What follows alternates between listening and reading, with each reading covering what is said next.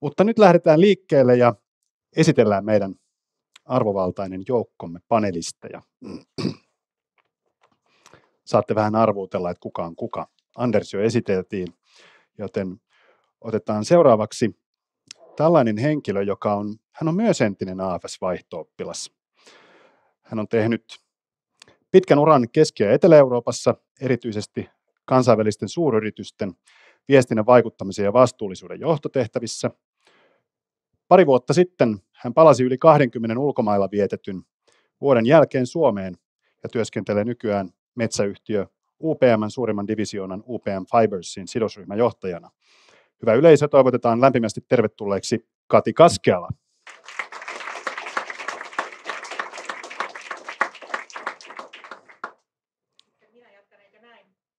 Ensinnäkin kiitos Anders, tämä puhe oli niin ytimessä, että minua alkoi itkettää. Mä yritän tässä nyt keräillä itseäni juuri parhaillaan, mutta mennään seuraavaan panelistiin ja otetaan vaikka myöskin vankalla 20 vuoden USA-kokemuksella tänne Suomeen takaisin palannut Suomi-Amerikka-yhdistysten liiton toiminnanjohtaja Leena Grena. Tervetuloa panelistiksi.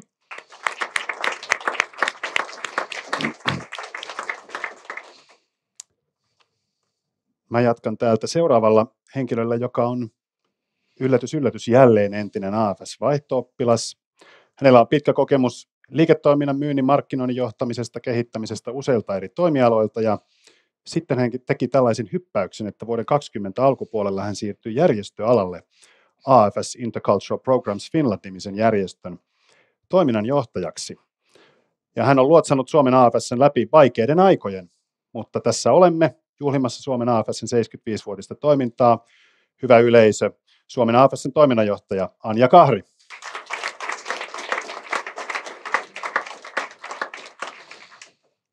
Siirrytään sitten henkilöön, jolla ei tainnut olla AFS-vaihtaritaustaa, mutta muuten tärkeä kansainvälisyyden edistämisen tausta täällä Suomessa, eli opetus- ja kulttuuriministeriön kansainvälisten asioiden johtaja Jaana Palojärvi. Tervetuloa panelistiksi. Kiitos, kun pääsit paikalle.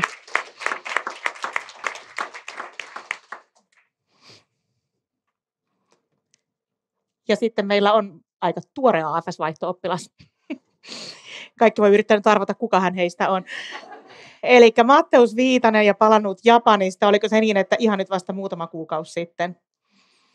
Kyllä, ja tuo meille aivan tuoreet kokemukset siitä, että millaista se on 2020-luvulla olla vaihtarina ja mitä ajatuksia se sinussa herättää näin tuoreeltaan. Tervetuloa, Matteus Viitanen.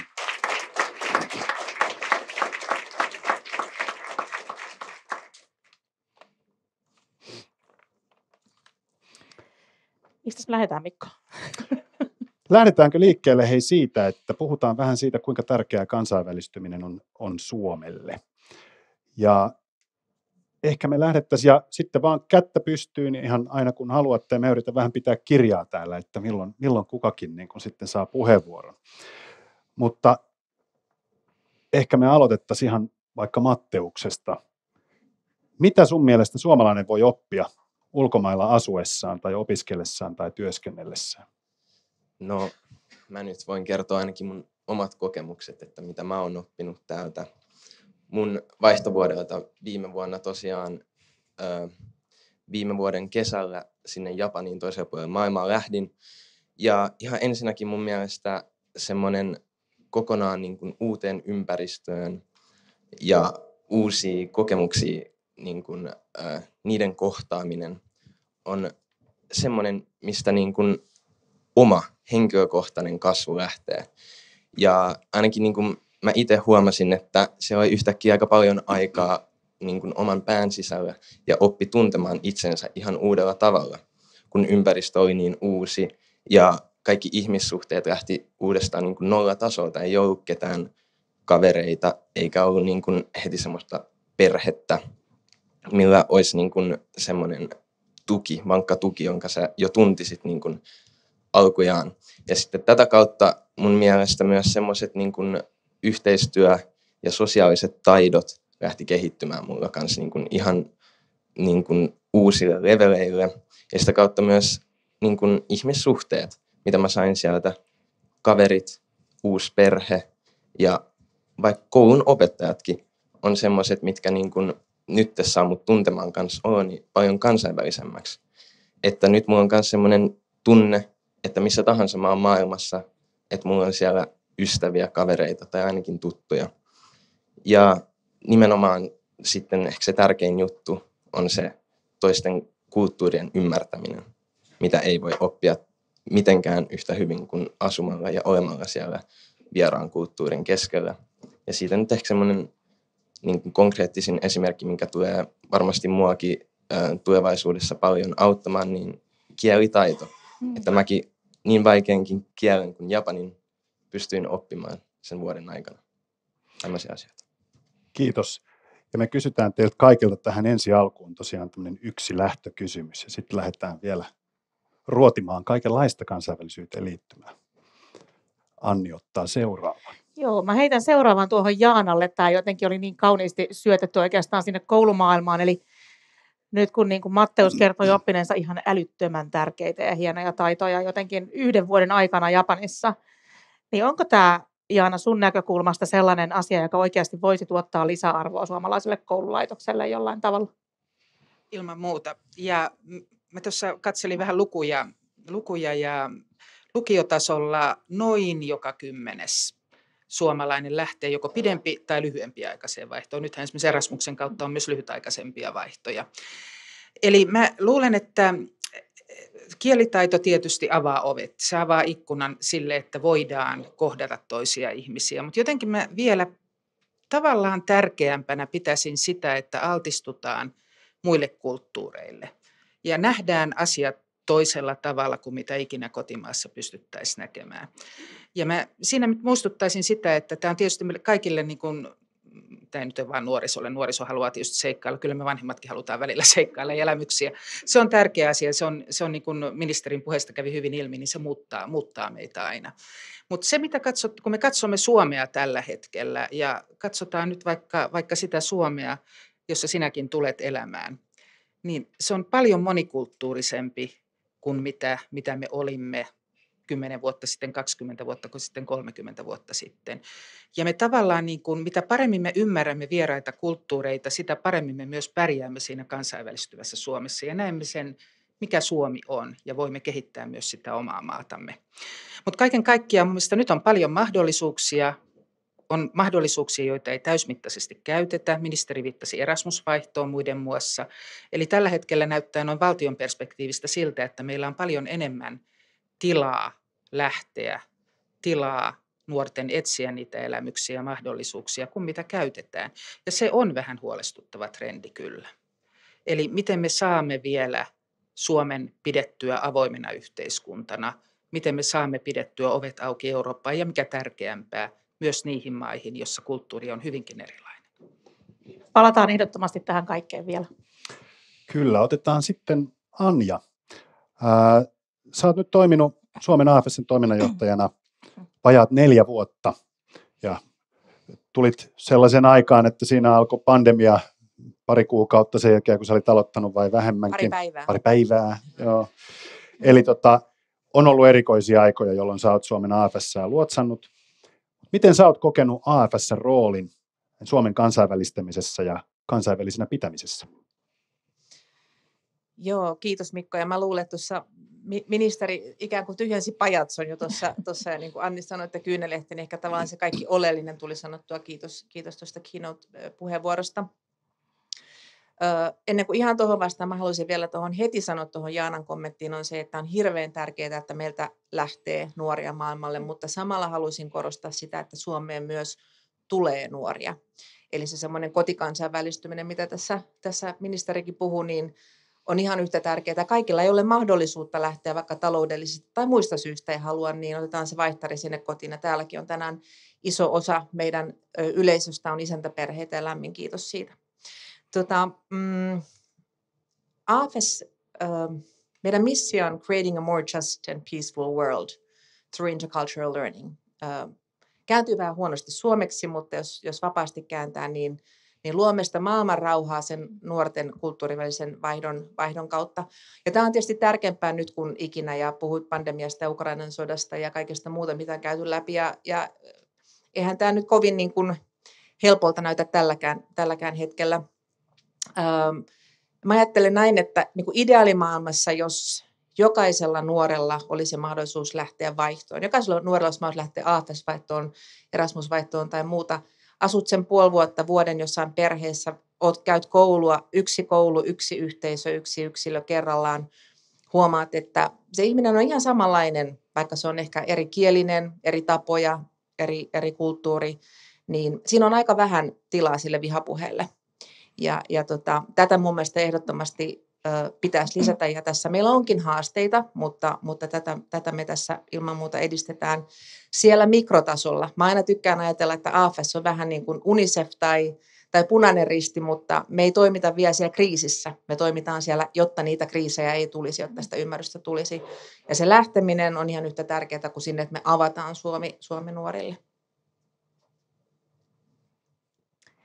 Mennäänkö sitten tuonne Leenaan? Eli sulla on pitkä tausta USAssa. Ja nyt me ehkä ajatellaan täällä Suomessa, että me tunnetaan USA hyvin. Me ollaan nähty paljon erilaisia televisio-ohjelmia, elokuvia ja niin edespäin. Mutta miten sanoisit nämä niin kuin oikeasti syväasiantuntijana, että kun on tällainen oikeasti multikulttuurinen yhteiskunta, jossa oikeasti niin kuin ihmiset elää toivottavasti ei pelkästään rinnakkain, vaan jotenkin niin kuin samassa yhteiskunnassa, yhteisymmärryksessä, mitä me voitaisiin oppia heiltä? Kiitos ihanasta kysymyksestä. Oikeastaan melkein mieliaiheita, mutta mun mielestä me voidaan oppia todella paljon ja Yhdysvallat tosiaan on liittovaltio ja sitä pitäisi melkein ymmärtää mieluummin niin kuin 50 eri maana. Se on niin moni-ilmeinen ja monenlainen, että tässä niin kuin ministeri hyvin alkupuheissaan sanoi, että turistimatkailu on ihan kiva, siitä saa pienen semmoisen maistiaisen siitä kulttuurista, ja Amerikka on monille tuttu niin kuin elokuvista ja muista, mutta sitten se syvä ymmärtäminen on aivan eri asia olla jossain keskilännen Kansasin kylässä tai sitten New Yorkissa, ne on kaksi aivan eri maailmaa. Mitä me voitaisiin oppia, niin me ollaan tästä itse asiassa Anjan kanssa kirjoitettu useampiakin juttuja eri lehtiin, Helsingin Sanomiin ja Taloussanomiin ja siitä. Ja mä itse asiassa silloin, kun mä palasin, olin 20 vuotta tosiaan pois Suomesta ja palasin tänne ja mä kerron semmoisen tarinan kautta. Mä törmäsin kadulla yhteen mun kanadalaiseen tuttuun ja hän kertoi mulle, että hän oli saanut juuri Suomen kansalaisuuden. Ja mun reaktio oli, mä olen myös kaksoiskansalainen, eli olen käynyt sen prosessin läpi Yhdysvalloissa. Ja mun reaktio oli tälle Matthewlle, että how was it? Ja Matthew sanoi, että I got a text message. Eli on hyvin suomalaista, eli kansalaisuus ilmoitetaan tekstiviestillä, johon mä sitten sanoin, että yeah, but how was it? Sen jälkeen tarkoitin, että kuinka sinut otettiin kansalaiseksi, että oli varmasti joku tervetulo, jotain muuta kuin tekstiviesti. Sanoin, että se on siinä. Ja no sitten mä kysyin häneltä, että no koet sä nyt olevasi suomalainen? Ja hän meni vähän hiljaiseksi. Ja siitä syntyi sitten, kirjoitin siitä itse asiassa Helsingin yleisöpalstalle jutun, ja silloinen sisäministeri vastasi siihen seuraavana päivänä, mutta ehkä vähän väärin ymmärsi sen. Mutta mun pointti oli se, että me menetetään iso mahdollisuus, koska olen myös samaa mieltä, että se kulttuurivaihto tapahtuu myös tänne päin tullessa. Mutta nyt tullaan tärkeäseen asiaan siihen, että mitkä on suomalaiset arvot. Osataanko me kertoa ihmiselle, joka tulee, mitä tarkoittaa olla suomalainen ja millä tavalla me otetaan toisen kulttuurin edustaja tänne mukaan ja tavallaan juurrutetaan siihen, että mun oma kokemus, mä muistan sen vielä, kun musta tuli USA:n kansalainen, on se puhuja antoi 3 pointtia. Sanoi, että nyt kun sä olet saanut tämän etuoikeuden tähän kansalaisuuteen, sulla on 3 velvollisuutta. Tehdä töitä, maksaa veroja, osallistua vapaaehtoistyöhön, jota te teette täällä kaikki, eli teille siitä aplodit. Ja tämä on yksi sellainen asia, siinä tuli todella nopeasti selville se, että mitkä nämä arvot on. Ja sitten oli vielä se, että toisesta ovesta tuli 150 eri kansalaisuutta sisään, ja nyt ovesta lähtee ulos yksi kansa. Mulla menee vieläkin kylmät väreet siitä. Niin nämä on pieniä asioita, nämä on sanoja, mutta millä tavalla me teemme tällaista työtä Suomessa, jotta joku, joka tulee tänne, tulee hän sitten vuodeksi vaihtariksi tai asumaan, kuinka me annetaan meidän arvot ja kuinka me vastaanotetaan. Paluumuuttajanakin, meitä on täällä paluumuuttajia, niin itsekin joutui pohtimaan, kun tuli takaisin, vaikka olen suomalainen, niin ei ole helppo tulla takaisin 20 vuoden jälkeen ja löytää sitä omaa paikkaa. Kiitos. Otetaan seuraavaksi Kati. Sä oot työssäsi johtanut tosi kansainvälisiä tiimejä erilaisten eri toimialojen yritysten palveluksessa. Mutta sitten satun myös tietämään, että sulla on tämmöinen tosi ekstreme kansainvälinen kokemus. Et vuonna 2019 sä osallistuit Clip Around the World-nimiseen purjehduskilpailuun. Ja purjehdit siinä täysin kansainvälisessä miehistössä, ensin Iso-Britanniasta Uruguayhin ja sitten vielä Uruguaysta Etelä-Afrikkaan. Minkälaista se oli purjehtia välillä niin kuin todella hurjissakin olosuhteissa ja viettää aikaa viikkokausia siinä ahtaassa purjeveneessä niin kuin lukemattomista eri kulttuureista tulevien ihmisten kanssa? Miten tämmöinen niin kuin ekstreme kansainvälisyys, miltä se tuntui niin kuin suomalaisesta maailmankansalaisesta? Nyt tuli vähän yllättävä kysymys, Mikko, mutta joo, tosiaan purjehdin, meitä oli 20 miehistön jäsentä eri puolilta maailmaa ja hyvin eri-ikäisiä myös ihmisiä, eli nuorin oli 19, vanhin oli 74. Ja olosuhteet oli tosiaan aika järkyttävätkin välillä, 10-metrisiä aaltoja ja oli tosi kylmä ja tosi kuuma ja vietettiin 4 viikkoa merellä näkemättä ketään, näkemättä maata, käymättä suihkussa, että olosuhteet oli aika erikoiset niin kuin kansainvälistyä ja tutustua näihin purjehduskavereihin ja ehkä se, mikä jäi mieleen siitä, ei niinkään ollut tämä, että pelättiin välillä kuolevamme ja oli vähän nälkä ja kylmä ja jano ja näin, vaan ne ihmissuhteet ja se, miten tämä kokemus toi meidät yhteen. Täytyy myös myöntää, että siinä oli yksi ihminen, jonka me oltaisiin kaikki voitu heittää yli laidan jo siinä niin kuin viikon jälkeen, että siinä mielessä niin kuin yhteisymmärrys löytyi ja arvon herra kyllä jäi sitten pois Uruguayssa onneksi, mutta on se ihmeellistä, miten me voidaan tulla toimeen, vaikka ollaan niin eri taustoista. Eli siellä oli lääkäreitä, oli opiskelijoita, oli putkimies, oli ihan laidasta laitaan ihmisiä eri puolilta maailmaa. Ja meidän tavallaan koko se, että pysyttiin hengissä, riippui toisistamme. Et se ei ollut vaan, että ollaan nyt kivoja ja kansainvälisiä ja hengataan yhdessä, vaan siinä jos joku mokas, niin siinä oli meidän kaikkien henki vaarassa. Eli kyllähän se loi sitä yhteistä tunnelmaa, mutta samalla huomattiin kyllä eroja. Et siellä on aika paljon lattareista ihmisiä, aika paljon brittejä ja voitte kuvitella, että siinä on aikamoisia kulttuurieroja. Että britit halusi lipittää sitä hiton teetään 5 kertaa päivässä ja lattarit halusi musaa ja tanssia, niin kuin vähän ääri-ilmiöitä tietenkin. Ja mulla oli se onnellinen asema, puhuin sekä espanjaa, olin asunut siis 11 vuotta Espanjassa ja puhuin sitten englantia ja sain välillä toimia siinä vähän niin kuin tulkkina, ei niinkään kielellisesti, vaan kulttuurisesti, että kyllä niissä ääriolosuhteissa sitten kaikki rupesi ärsyttää, ne teenlitkijät ja ne tanssijat ja ne kovaääniset ja ne, jotka ei ikinä puhua pukahtaneet, vaikka tapahtui mitään. Että kyllä siinä niin kuin kansainvälisyys pienessä veneessä keskellä Atlanttia hurjassa myrskyssä, niin osoittautui voimavaraksi, että vaikka ärsytti asiat, niin se, että me nähtiin asiat eri tavalla, tuotiin kaikki oma osuutemme siihen hengissä jäämistaisteluun, mutta myös niihin ilon hetkiin, niin oli ihan jotain korvaamatonta. Kiitos Kati. Otetaan vielä Andersille lähtökysymys. Sä aika lailla kyllä tyhjensit pajatsoa tässä sun keynoteissa, mutta tosiaan sulla on niin monelta kantilta tätä AFS-kokemusta, että itse vaihtarina ja sitten vaihtari-isänä ja niin edelleen, ja nyt olet niin kuin sending ja hosting isä samaan aikaan. Täällä on paljon host-perheiden ihmisiä paikalla, niin heitäpä nyt tämmöinen 3 hyvää vinkkiä, niin kuin miten ollaan niin kuin hyvä vaihtarifaija.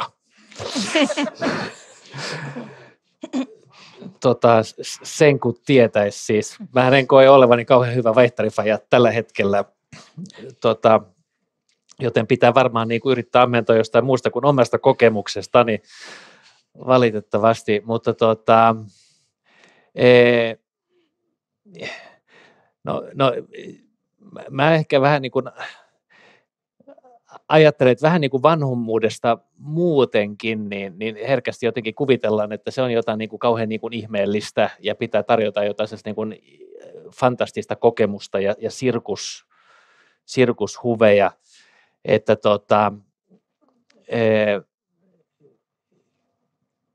kyllä siis se on, siis, kun tulee vaihtariksi, niin sähän et mene lomamatkalle, vaan sähän tuut arkeen, ja silloin se arki on sitä, mitä se on, ja kaikkien perheiden arki on erilainen, eikä sinänsä ikinä voi varmaan tietää, että onko se oppilas ja vaihto-oppilas ja perhe, onko se täydellinen matchi vai ei. Aisha, joka tuli meille, niin se tuli vähän niin kuin viime hetkellä, kun Iivar oli jo niin kuin lähdössä, ja me nähtiin se yksi TikTok-tyyppinen video, ja että tässä on niin kuin iloisen oloinen tyttö, että kyllähän nyt meille sopii, eikä kauheasti katsottu sitten muita papereita, koska mä ajattelin, että ei sitä kuitenkaan niin kuin ikinä voi tietää, että miten siinä käy. Että mä ajattelin, että perheen pitää varmaan niin kuin hyväksyä sitä, että siis perheen niin kuin arki jatkuu niin kuin aikaisemmin, ja otetaan se nuori siihen mukaan, mutta ei ehkä pidä niin kuin odottaa itseltäänkään, että tämä vuosi, että tässä pitää niin kuin nyt kauheasti matkustella ja näyttää ja muuta, vaan se on normaalia elämää. Ja siis mä tarjoan esimerkkinä tämän niin kuin mun oman perheeni siellä siis Azoreilla. Ne ei pystynyt tarjoamaan mulle niin kuin käytännössä niin kuin yhtään mitään. Siis ne eli siinä, mä tulin siellä, ne tarjosi sitä niin kuin normaalia elämää, joka pyöri siinä niin kuin 100 metrin säteellä sen heidän niin kuin talon ympärillä.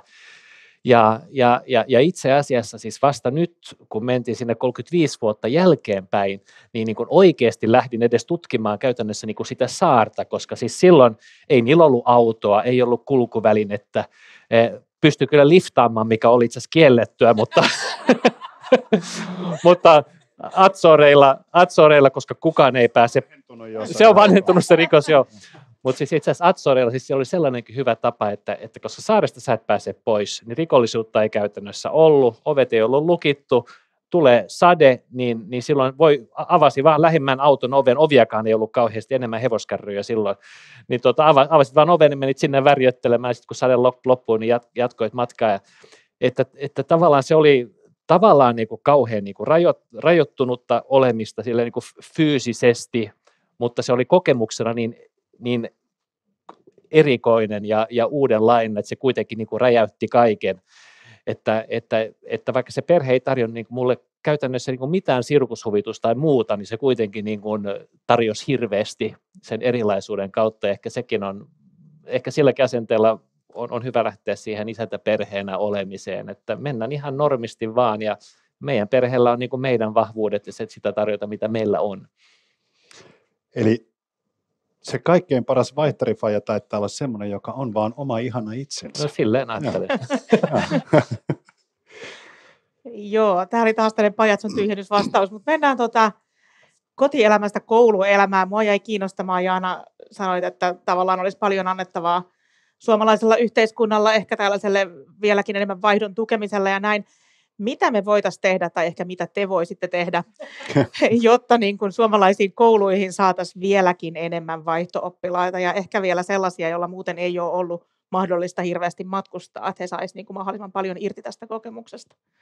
Jos mä aloitan tämmöisen virkamiesmäisen tylsän vastauksen kohtauksia virkamiehen elävästä elämästä. Eli meillä oli viime viikolla, käytiin niin sanotut tulossopimusneuvottelut Opetushallituksen kanssa. Me ollaan ministeriö ja meidän alla on monta virastoa, Opetushallitus on yksi niistä.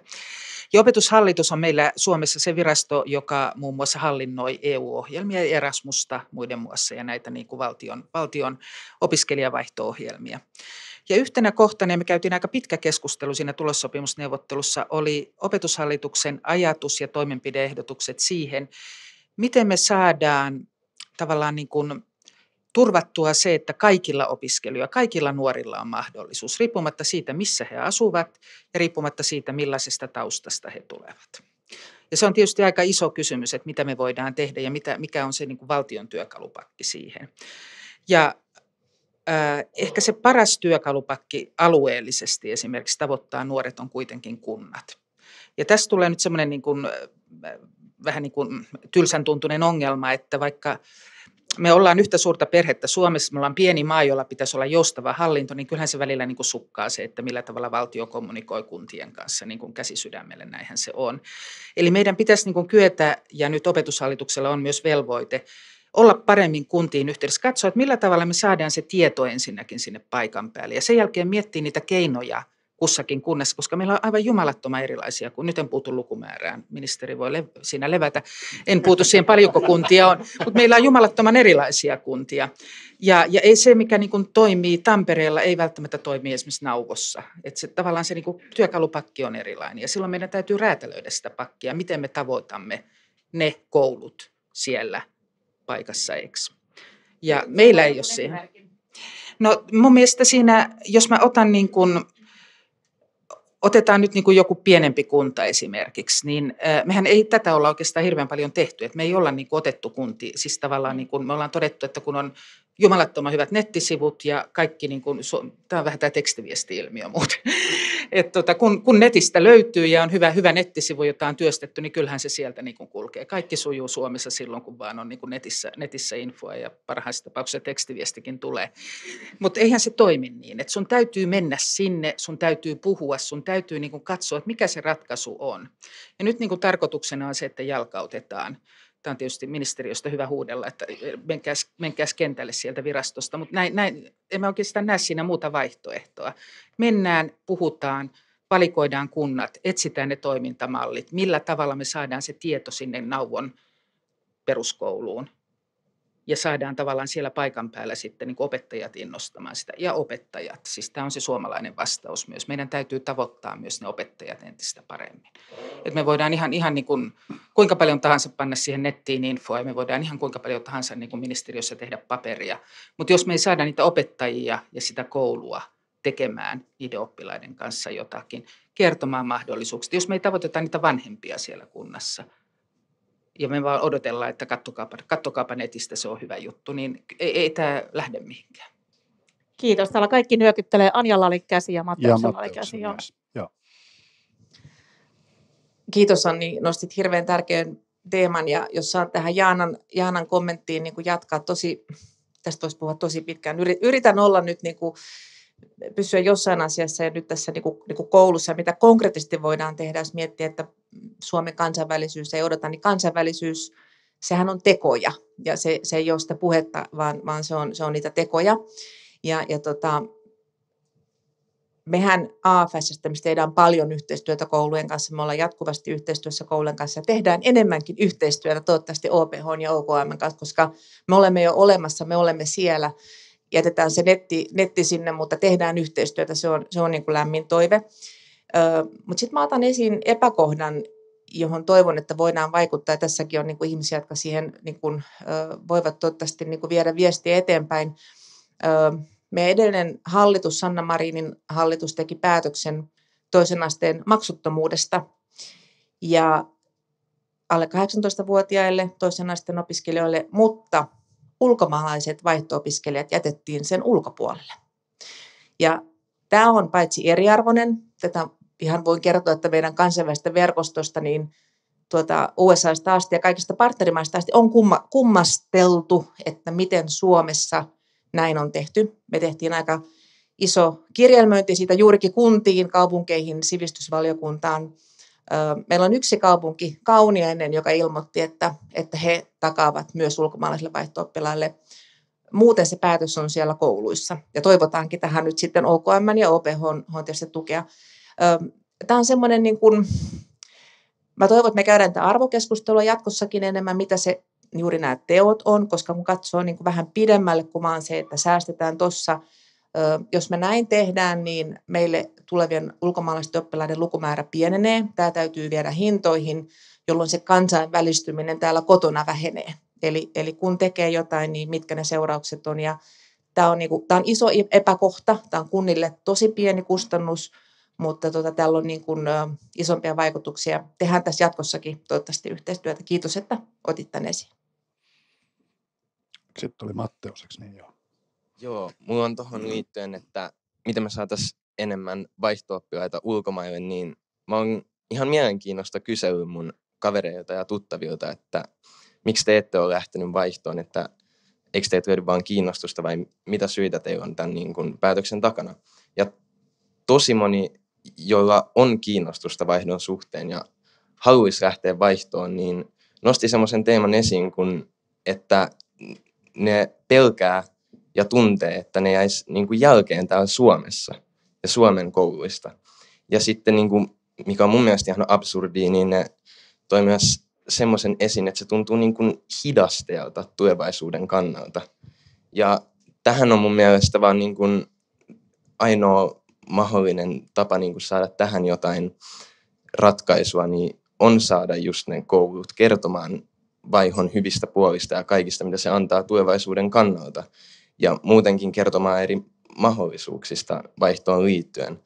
Ja myös niin kuin helpottamaan sitä vaihtoon lähtemistä, että siitä ei tule sellaista tunnetta, että opinnot täällä Suomessa jotenkin vaikeutuisi tai niistä jäisi jälkeen. Ja sitten kun palaa, että olisi niin kuin turvallinen olo palata sieltä vaihosta, niin tämä on mun mielestä asia, mihin niin kuin vaan koulut voi vaikuttaa. Kiitos. Sitten tuli Anders ja Leenalla oli vielä.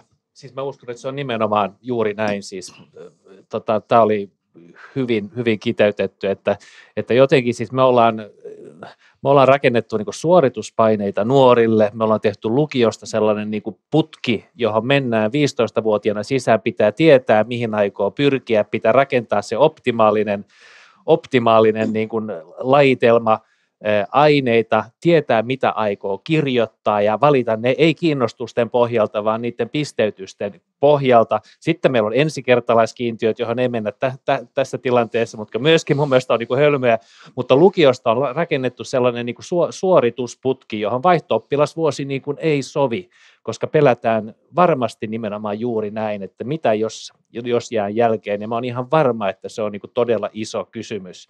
Ja yhtä lailla siis yliopistoista ja korkeakoulutuksesta Erasmuksen osalta me ollaan aika tiukkaan rajattu vaihto-oppilas, tai siis se niin kuin tavallaan opiskeluajan käytännössä niin kuin opintotuen kautta. Jotkut yliopistothan on ottanut se pakolliseksi osaksi, mutta ei niitä kovin montaa taida olla, mutta mun mielestä pitäisi, ja itse asiassa RKP:ssä on silloin no ei mainita puolueita tässä. Siis että kyllä me tiedetään, mistä no kyllä se voi olla, että tiedetään, mutta tavallaan sen, että kun lasketaan niin kuin se opintotukikuukausien määrä, niin mun mielestä tällainen niin kuin elementti olisi syytä ottaa sinne sisään, jotta se ei olisi niin kuin pois, vaan ymmärretään, mitä se tarkoittaa, siis kansainvälistyminen nuorelle ja niin kuin koko maalle, ettei rakenneta turhaan niin kuin sellaisia, vaikka ne olisikin vaan niin kuin henkisiä esteitä sille, että lähdetään jonnekin.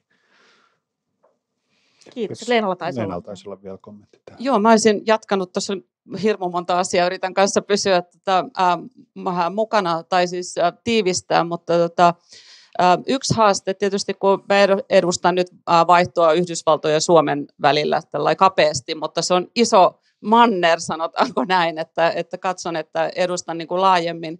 Yksi haaste, mikä me ollaan nähty, me ollaan siis vuodesta 1945 lähetetty vaihtoon jatko-opiskelijoita erilaisilla ohjelmilla. Tällä hetkellä me tuetaan maisteri- ja tohtoriväitöskirjan tekijöitä meidän säätiön kautta. Ja nyt myös ollaan niin kuin nähty se, että lähtiöitä on vähemmän ja hakijoita. Ja meillä oli vähän vastaavanlainen paneeli tässä keväällä, jossa oli muun muassa Bengt Holmström, nobelisti, täällä on nobeleista puhuttu aikaisemminkin, oli puhumassa siitä ja hän heitti vähän tällaiset, että onko suomalaisten seikkailun halu kadonnut. Ja mielestäni se oli hyvä kysymys, ja ehkä niin kuin Erasmus-ohjelmat on hyviä, mutta sitten tavallaan sitten ei enää ehkä lähteä sen ulkopuolelle, että maailma on muuallakin kuin Euroopassa. Ja yksi asia on tietysti rahoitus, me ymmärretään se hyvin ja sen tähden me tehdään työtä sen eteen vahvasti, että me tarjotaan rahoitusta, koska me ymmärrän, että kukaan suomalainen ei lähde opiskelemaan Yhdysvaltoihin, jos ei ole rahaa, koska se on kallista, mutta se ei pitäisi koskaan se raha olla esteenä millekään asialle. Kaikki raha on oikeastaan aina viimeinen asia, että täytyy ensin olla se halu ja nähdä se arvo, että miksi tämä kannattaa ja sitten rahoitus yleensä löytyy, että meillä oli nyt iloinen uutinen, että me saatiin yhdeltä isolta lahjoittajalta 200 000 euron lahjoitus näihin meidän ohjelmiin, joka me laitetaan sitten suoraan tietysti lähtiöille. Mutta, ja sitten vielä sen verran, että mielestäni tämä lukionvaihto on niin kuin oleellista, koska se kasvattaa usein sen janon. Me tuossa ennen tätä paneelia keskusteltiin, että jo tässä juuri palanneen kanssa, että se herättää sen janon sitten mahdollisesti jatko-opiskeluunkin ja jatkovaihtoon. Että tässä on monta tasoa, miksi kannattaa lähteä. Kati vielä.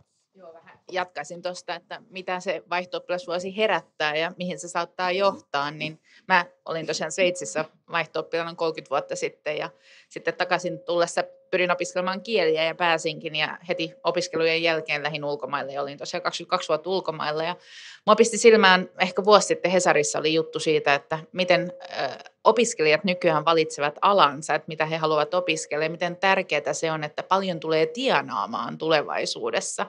Jos mä olisin silloin aikoinaan lukiolaisena miettinyt, että nyt pitää mennä sellaiselle alalle, että rikastun, niin ehkä mä en olisi valinnut ranskan kääntämistä ja tulkkausta, jota tosiaan opiskelin Turun yliopistossa. Että ehkä Suomen huonoimmin palkattuja aloja akateemiselle on kääntäminen ja tulkkaus. Ehkä mulle jäi kaivamaan tästä niinku rahakeskustelusta ja ylipäätänsä se, että miksi me valitaan, mitä valitaan, että onko se kansainvälisyys ja ulkomaille lähteminen tarpeeksi hyvä syy tehdä kaikkia näitä, lähteä vaihto-oppilaaksi, mennä Erasmus-vaihtoon, kerätä kokemuksia, vai onko nykyyhteiskunta mennyt vaan siihen, että mietitään, että missä sitä tienaa eriten ja lähtee sinne, että onneksi omalla kohdallani se ei ollut näin, mutta ehkä herättää ajatuksia siitä, että minkälaisia valintoja me tehdään, meidän opettajat suosittelee ja mihin me tähdätään, että mä ainakin menin vaan oppimisen ilosta ja kansainvälisyyden ja uteliaisuuden ajamana sinne omalle alalleni ja lähin ulkomaille töihin ja näin poispäin. Filosofinen pohdiskelu. Kiitokset. Mennään hei eteenpäin. Tässä on niin mahtavia puheenvuoroja, että kello rientää. Meillä on ainakin semmoinen aihe, mitä me halutaan tässä vielä sivuta ja yritetään ottaa sitten ehkä 1 tai 2 yleisökysymystäkin vielä loppuun. AFS on voittoa tavoittelematon pitkälti niin kuin vapaaehtoistoimintaan perustuva järjestö. Tietysti Suomen AFS:llä on loistavat osaavat työntekijät, mutta on iso liuta vapaaehtoisia, jotka tekee tätä rakkaudesta lajiin. Ja sillä tämä koko AFS International pyörii. Et jos ajattelee, ympäri maailmaa on noin 50 000 AFS-vapaaehtoista. Noin 60-100 maassa, vähän miten sen mittaa. Miltä osoitetaan kysymys Anjalle, sä oot varmaan kaikkein lähimpänä tällä hetkellä tätä asiaa, että miltä sun mielestä näyttää, ja sitten kommentoikaa muut ilman muuta, miltä sun mielestä näyttää AFS:n kaltaisten toimijoiden tulevaisuus niin suomalaisen kansainvälistymisen edistäjänä? Joo, kiitos Mikko. Mä ehkä vielä ennen kuin vastaan, tai siis edellisenkin puheenvuoro aloittaa näin, mutta aloitan sitten ehkä laajemmasta kontekstista, että vielä, että tässä on hirveän hyviä puheenvuoroja ja pointteja ollut kaikilla ja kaikkien on ollut helppo niin kuin yhtyä samaan. Ollaan harvinaisen samaa mieltä, että tämä on tosi tärkeä asia, mutta ehkä vielä korostaisin sen, että onko se kansainvälistyminen niin kuin itseisarvo vai miksi me nyt siitä niin kuin puhutaan, että onko se nyt seikkailua vai onko se mitä. Meillä AFS:llä on paljon vaikuttavuusdataa Suomesta ja maailmalta. Me tuossa Matteuksenkin kanssa puhuttiin, kun tähän valmistauduttiin, että me tutkitaan, millaisia supervoimia näillä nuorilla kasvaa. Siellä kasvaa ihan käsittämättömän hienosti, mitä me sunkin kanssa katsottiin ja komppasit, että kaikki on sunkin kohdalla tapahtunut, ehkä Andersinkin kohdalla, itsenikin kohdalla, kun olin vaihdossa aikoinaan, sopeutumiskyky, empatiakyky, resilienssi, kyky nähdä isompi perspektiivi, ja ne menee usein juuri sen arjen ja vaikeuksien kautta. Nämä on tosi tärkeitä työelämätaitoja, ja me nähdään myös, että meidän tutkimuksista Suomessa ja globaalisti, että AFS-vaihdossa olleet sijoittumis työelämässä paremmin.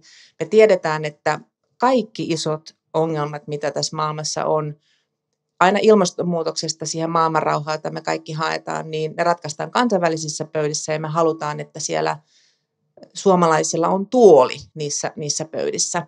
Ja musta Leenan kanssa, kun ollaan aikoinaan puhuttu, niin sä oot aina sanonut hirveän hyvin, että ei susta nyt yhtäkkiä tule jonkun kansainvälisen yrityksen johtajaa, pim, olen yhtäkkiä kansainvälinen, vaan siihen kasvetaan. Ja siinä on monta polkua ja AFS tekee sitä tosiaan niin kuin yksi nuori, yksi koulu, yksi yhteisö, yksi isäntäperhe kerrallaan. Ja sillä on tosi tärkeä rooli. Ja tämän soisi pysyvän. Ja niin kuin mä sanoin, että kansainvälisyys on tekoja ja nyt menee vähän sinne ikävälle puolelle. Meillä on hieno juhlapäivä tänään 75 vuotta ja monta hyvää asiaa, mutta esimerkiksi tämä eriarvoistaminen ulkomaalaisten opiskelijoiden kohdalla on todella iso niin kuin piikki henkilökohtaisesti munkin lihassa ja se tuntuu inhottavalta. No sitten toinen on se, että meidänlaisten toimijoiden, meidän Mikko tuohon sun kysymykseen, että miltä tulevaisuus näyttää, niin hyvältä, mutta on myös paljon haasteita, joita musta meidän pitäisi käydä tätä arvokeskustelua, mikä meidänlaisen toimijan ja muiden vastaavia. Meillä on SISVit ja Rotarit ja YFUt, puhun varmaan heidän muiden not-for-profittien puolesta. Meistä tuli arvonlisäverovelvollisia vissiin 5 vuotta sitten. Jälleen kerran hinnat nousivat. No ei siinä mitään, se on ihan niin kuin ok, mutta tämän myötä niin myös meiltä evättiin varainkeruulupa, mitä tässä Leena kertoi, että te voitte tehdä ja saatte näitä. Me emme saa siis kerätä varoja. Tilanne on se, että me olemme siis järjestö, meillä ei ole sijoittajia, meillä ei ole osakkeenomistajia ja me saamme siis 0 euroa niin kuin yhteiskunnalta. Ja mä en ole kerjäämässä tässä rahaa, mutta musta on niin kuin arvokeskustelu, että esimerkiksi suuresti arvostamani UN Women, olin itse heidän vuosikokouksessa, niin saavat valtiolta 400 000 euroa vuodessa. Ja he antavat kansainväliselle UN Womenille, tai Suomen valtio antaa 19 miljoonaa. Ja se on hieno asia ja se on tosi tärkeä asia, mutta mun mielestä on niin kuin arvokeskustelun paikka, että herättelen siihen, että se kansainvälisyys ei ole vaan sitä, että me puhutaan, että se on tärkeää, vaan meidän täytyy tehdä niitä tekoja. Ja täällä on vapaaehtoisia, täällä on isäntäperheitä, sitä tehdään arjessa, mutta kyllä me tarvitaan myös muuta. Ja se on mun mielestä niin kuin keskustelu, mitä meidän täytyy käydä.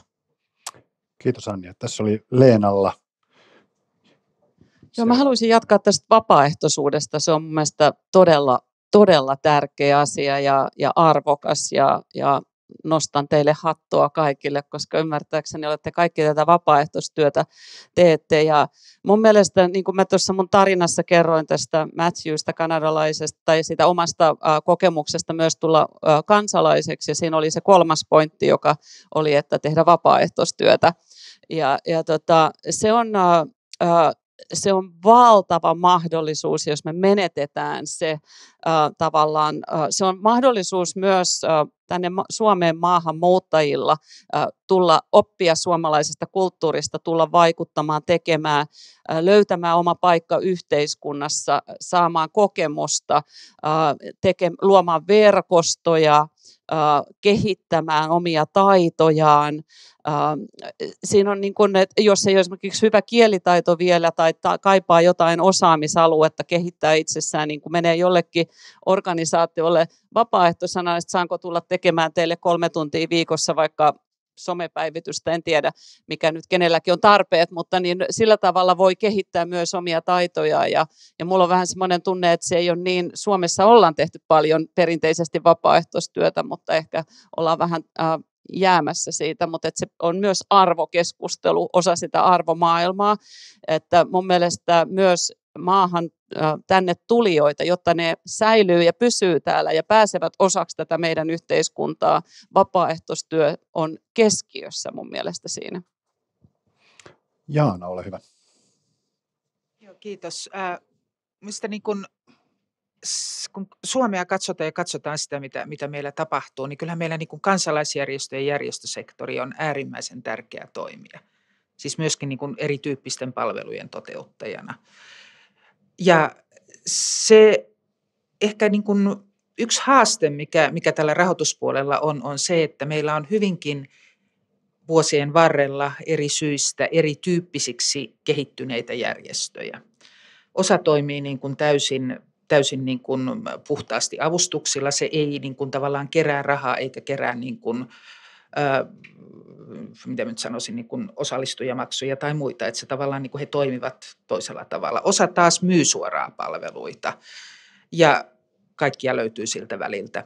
Ja mä luulen, että ehkä meillä tämä niin kuin tavallaan verotuskäytännöt ja kaikki tällaiset tukikäytännöt eivät ehkä kaikilta osin ole seuranneet sitä, miten kolmas sektori, kansalaisjärjestöt ovat kehittyneet. Eli meillä on tavallaan tämmöinen niin kuin yksi malli sopii kaikille ja se on niin kuin kiva ja yksinkertaista. Ja silloin tällaiset niin kuin tavallaan rahoitukseltaan ehkä vähän niin kuin teillä on pikkusen kuitenkin, mä sanon monimutkaisempi, mutta erilainen rahoituspohja kuin mikä Unifemillä esimerkiksi on.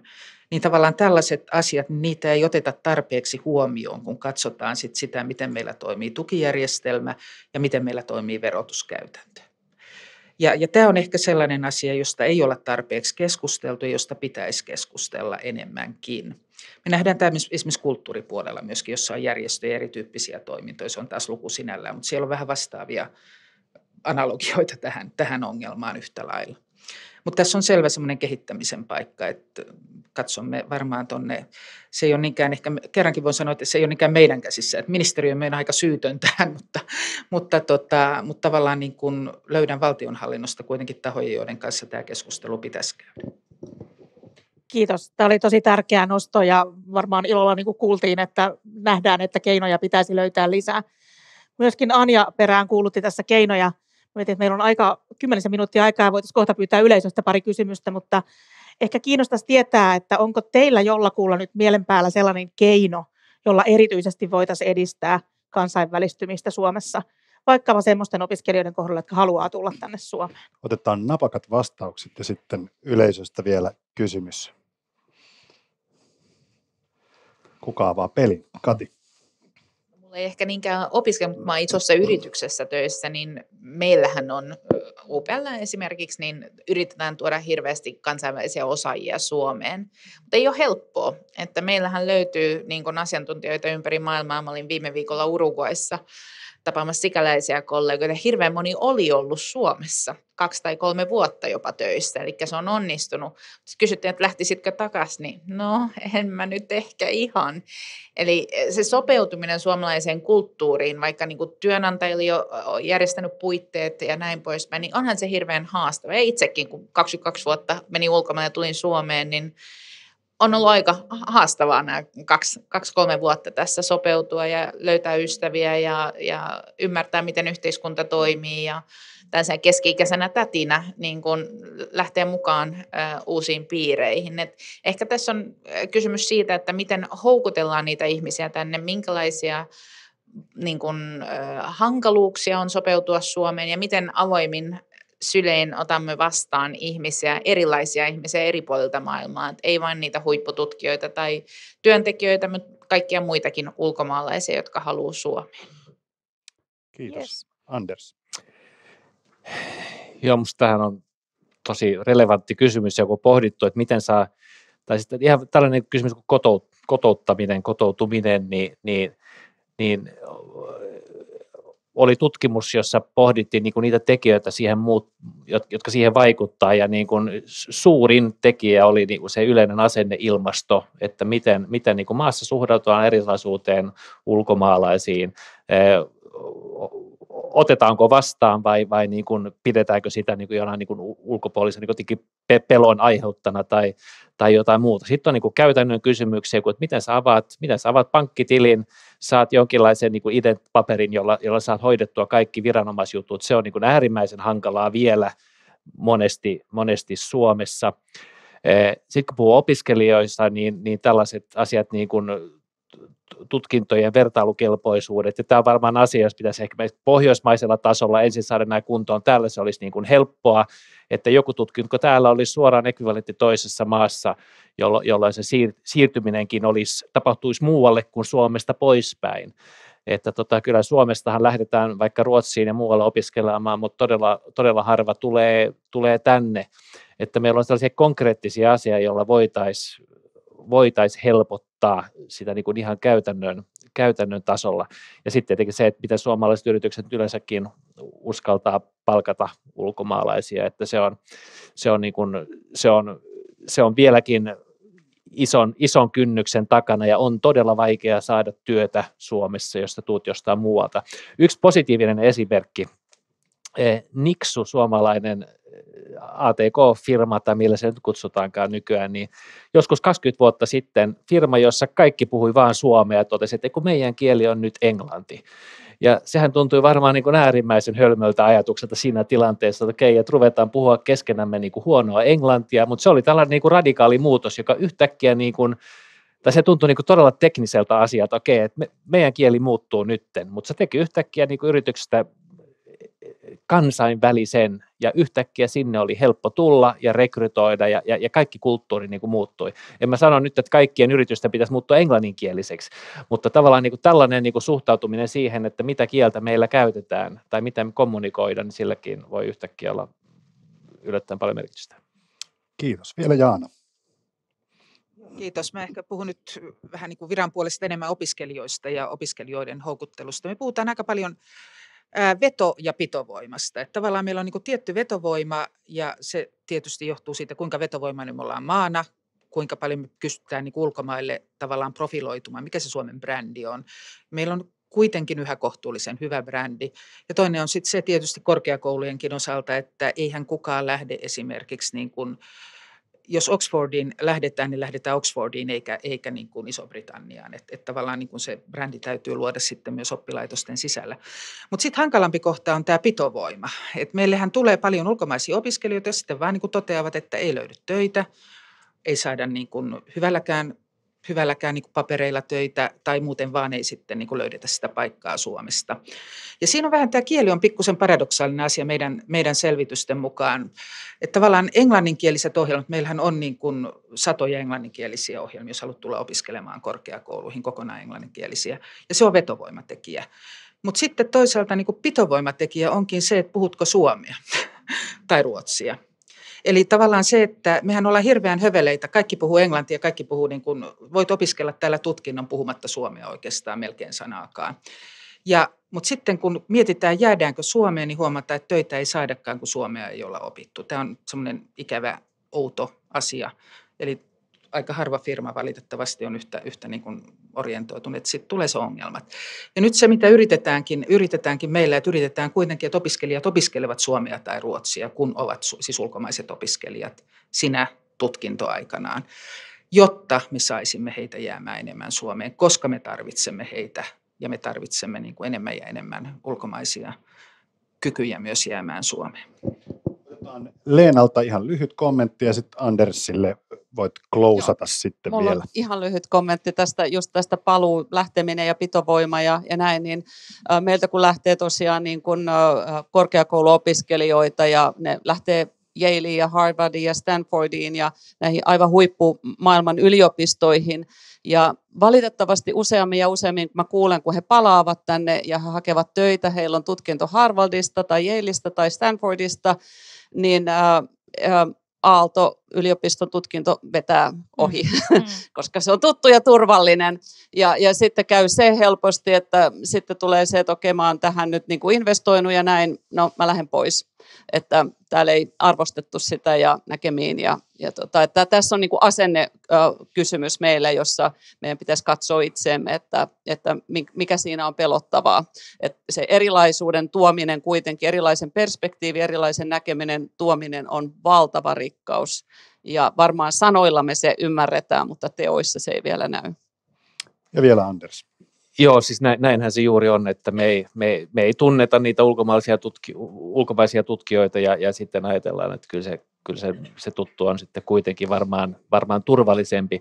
Mutta tähän siis ulkomaalaisen opiskelijoiden täällä ennenhän piti joka vuosi hakea oleskelulupa uudelleen, se on nyt onneksi niin kuin poistunut, mutta sitten kun valmistuu, että jos joku tulee Suomeen, jos tulee EUn ulkopuolelta käytännössä maksaa itse tutkintonsa, niin on niin kuin mielettömyyttä edes niin kuin vilautella sille henkilölle mahdollisuutta, että hänen tulisi lähteä täältä pois, vaan silloin on niin kuin ihan selvää, että jos joku täältä valmistuu, niin meidän pitäisi niin kuin kaikin voimin pitää kiinni. No nyt tulee mahdollisuus, että kun valmistuu, saa sen tutkinnon, niin saisi pysyvän oleskeluluvan, joka nyt on ehkä se vähimmäisvaatimus. Sen pitäisi tulla niin kuin täydellisellä automatiikalla. Nyt tulee valitettavasti pientä harkintaakin siinä, mutta se on kuitenkin askel eteenpäin, että nämä on ihan niin kuin kultakimpaleita Suomelle ja niistä tulee pitää kiinni kynsin hampain. Hyvä. Tulee pitää kiinni kynsin hampain. Muistamme kaikki tämän. Me ollaan pikkusen yliajalla. Tässä on ollut ihan mahtavaa keskustelua, mutta otetaan yksi yleisökysymys. Kuka rohkea nostaa kätensä? Täältä. Ole hyvä. Juu. Ehdottomasti. Mutta kuuluu tuonne streamingin taakse. Joo, moikka. Kiitos ensinnäkin. Ihan mahtava paneelikeskustelu. Paljon puhuitte tässä, että miten niin kuin yhteiskuntana voidaan edistää kansainvälisyyttä. Me toki kaikki omalta osaltamme sitä täällä vapaaehtoisina tehdään, mutta miten te koette, että me voitaisiin yksilöinä edistää, jos puhutaan niin kuin vapaaehtoisuuden ulkopuolella sitä, että meiltä lähtisi enemmän vaihto-oppilaita tai sitä, että tänne saataisiin enemmän. Ja sitten se just, että saataisiin ihmiset niin kuin sopeutumaan meidän yhteiskuntaan. Kiitos. Löytyykö napakka vastaus joltakulta? Mulla sattuu olemaan mikki kädessä, niin mä otan Anna mennä. etuoikeuden. Olemalla se, kuka sä olet. Mun mielestä se on se paras, se, että kohtaamalla ihmisiä, olemalla kiinnostuneita toisista ihmisistä, kulttuurista, välittämällä, osoittamalla sitä välittämistä. Se on hyvin yksinkertaista, se ihmisten kohtaaminen, koska tällaisena paluumuuttajana itse ainakin, ja niin kuin tässä toisena paluumuuttajana, että ei ole keski-ikäisenä tätinä helppo tulla, jos tämä on aika semmoinen niin kuin inclusive yhteiskunta, tai exclusive, eikä inclusive yhteiskunta, että olemalla kiinnostunut ja välittämällä. Kiitoksia. Se lienee hyvä loppukaneetti. Mä luulen, että me voidaan kaikki tätä omalla kohdallamme edistää ja se on nimenomaan tämmöisenä aikana maailman tärkein juttu, että nimenomaan niin tehdään ja toivotaan kaikki tervetulleeksi ja osaltamme edistetään sitä, että Suomen kansainvälistyminen tapahtuu nyt eikä joskus. Kiitos panelisteille. Todella suuret kiitokset loistavasta keskustelusta teille kaikille ja kiitos yleisölle. Mahtavaa, että teitä oli täällä tänään näin paljon. Ja kaikille myös sinne striimien ääreen. Annetaan aplodit ihan kaikille.